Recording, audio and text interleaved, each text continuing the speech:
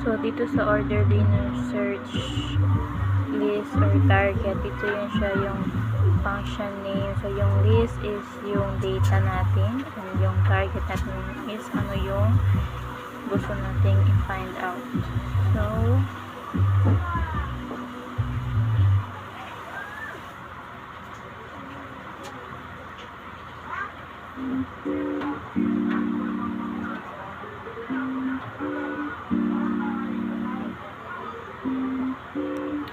dito naman for item enumerate. So, this is the line negotiate na nag-negotiate sa for loop. So, next is the if item.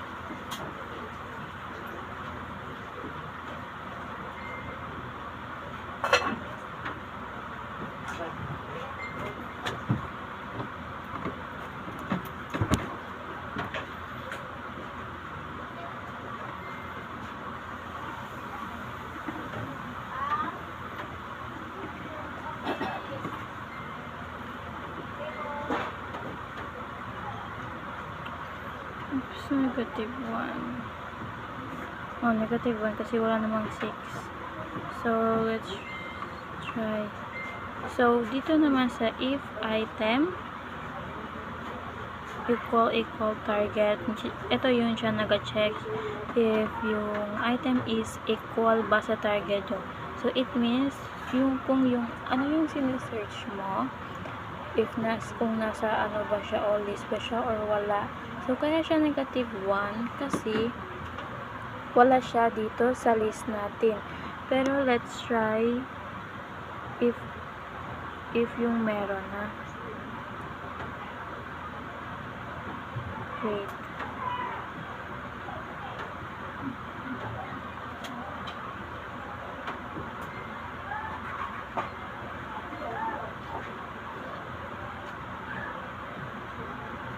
Yes.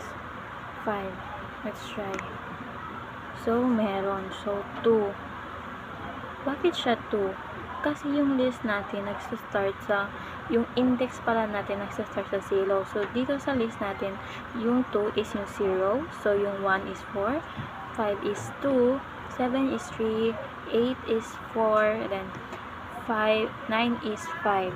So, dito sa ordered linear search is dapat yung list natin is nagsa-start talaga siya sa lowest to highest. So let's move on. Let's go to unordered linear search. So which is same lang man din yung unordered. Ay medyo same lang yung unordered, kaso nga lang yung unordered is yung list niya is hindi siya naka-base sa yung lowest to highest. Is yung unordered is yung parang kahit anong number yung mag-start, kahit malaki or maliit, kung ano yung nasa index niya, yun yung lumalabas. But sa ordered naman, if yung una is yung highest to low, ay yung una is highest, then lowest, highest, lowest, hindi talaga siya mag-aana kasi yung ordered is dapat order siya. So let's move on na. Let's go to unordered. So ano, i-edit na lang to natin dito. Unordered. Unordered. So tanggalin na lang natin to.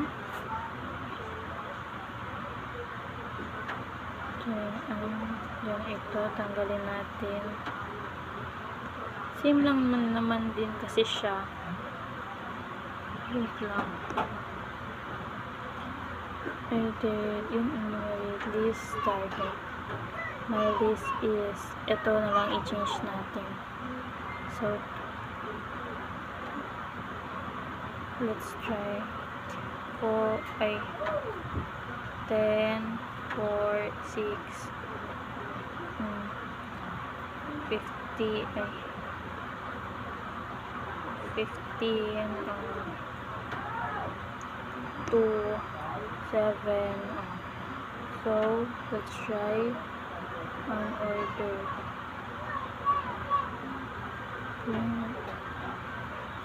I-insert na lang natin. Unordered. My list 10, then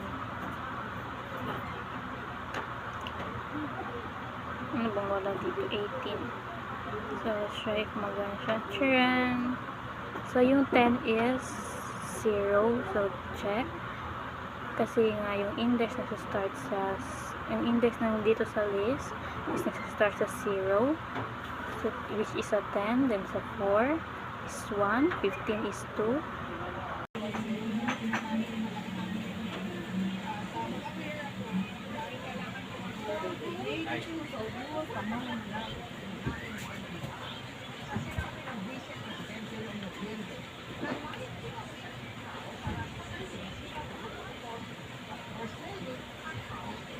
So, dito sa low equals to 0 is yung lowest index to siya.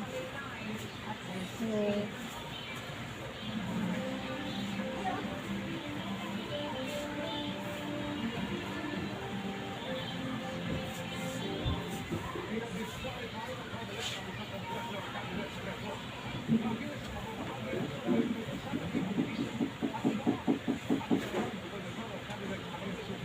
dito naman sa high equals to then least -1 is ano to siya, initialization siya na pinakamataas na index sa list. So while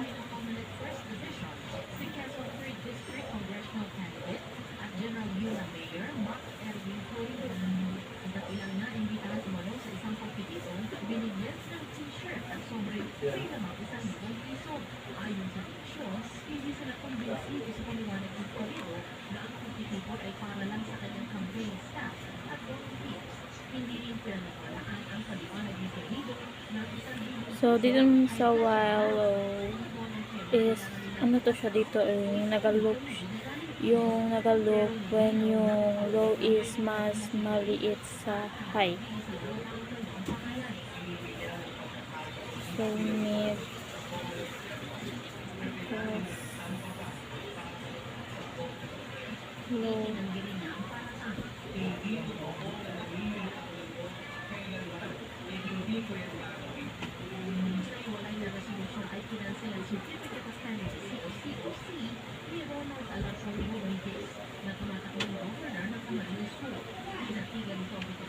So dito naman sa mid is ano to siya, kinukuha niya yung middle index using integers.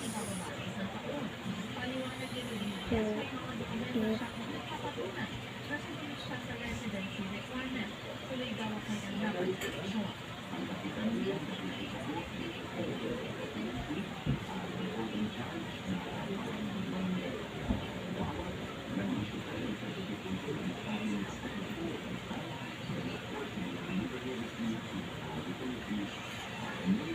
so dito naman sa if list, if yung element yung sa gitna is katumbas ng target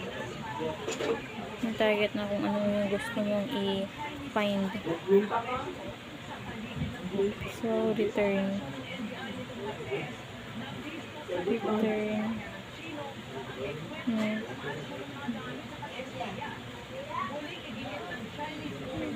then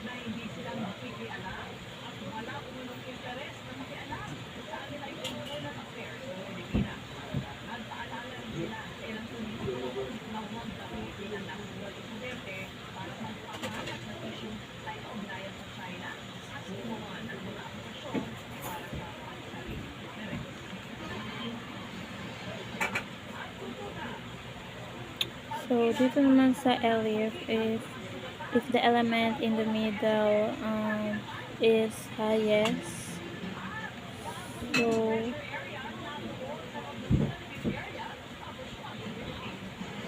elif,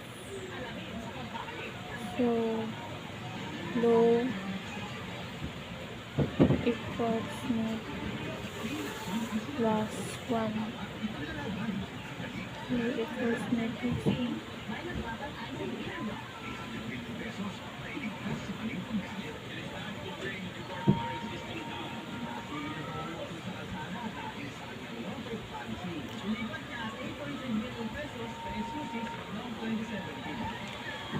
So, ilipat dito naman sa low equals mid plus 1. So, ilipat daw yung low sa next index na ilipat daw yung low sa next index na pagkatapos ng index pagkatapos sa middle.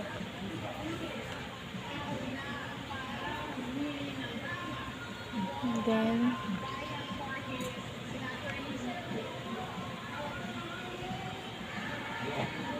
else if not, sa else if not means mas malaki yung element na sa gitna mas malaki yung element sa target. And then high equals mid. Dito naman sa high equals mid plus 1 is ilipat daw yung low sa next index na pagkatapos sa middle.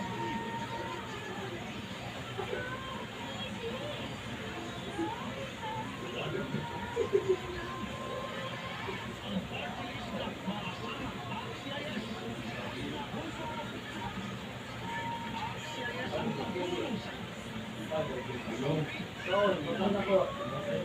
hindi. Hindi pala.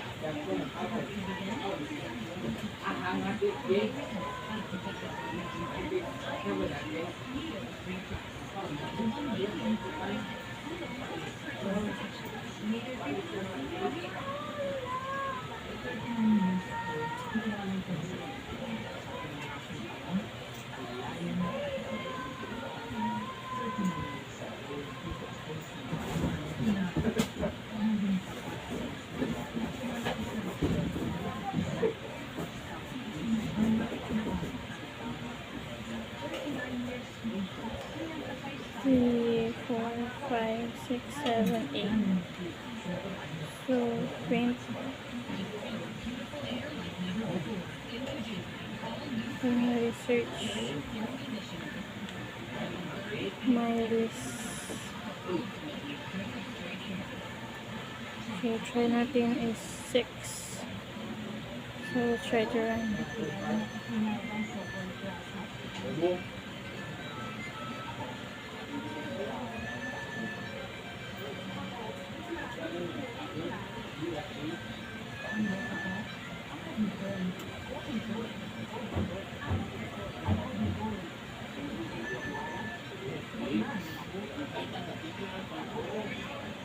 Okay, so 3. So, try naman natin ipalit yung ito sa yung index number 2 to 10. Then, let's try natin siya ayan, if ano yung index na lalabas.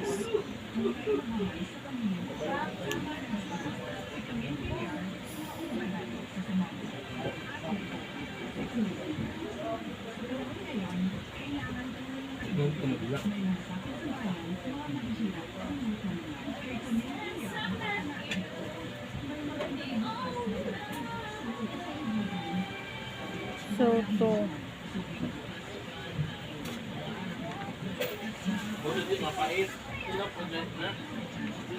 Try natin isa.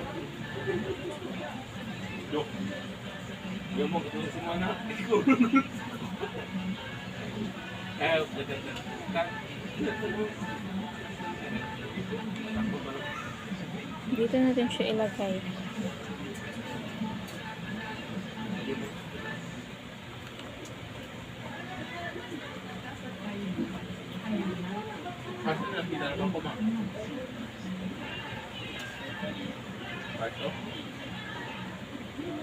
Try natin i-call yung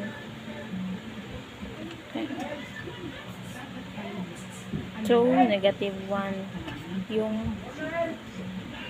lumabas. So why negative 1? Kasi negative 1 dahil mas malaki yung low index sa high index. So yung 10 mas malaki, yung low index is 3.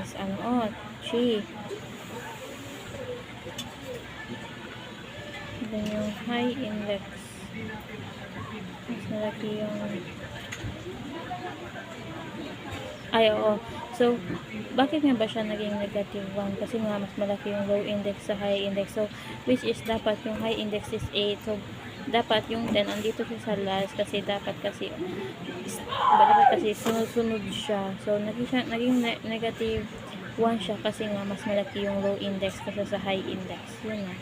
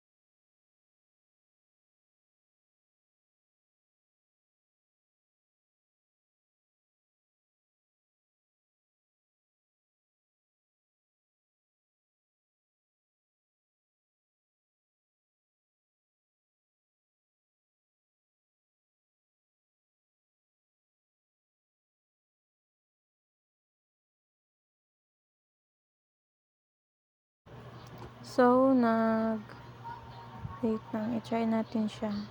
Ito times, then, yung sa pause pala, may T. So, let's try if mag-run. So, yan na. So, why 4? Kasi yung 23 is nasa index ng number 4. Then, yung 25 is, since wala naman siya, so that's why negative 1. So, yun lang. Thank you.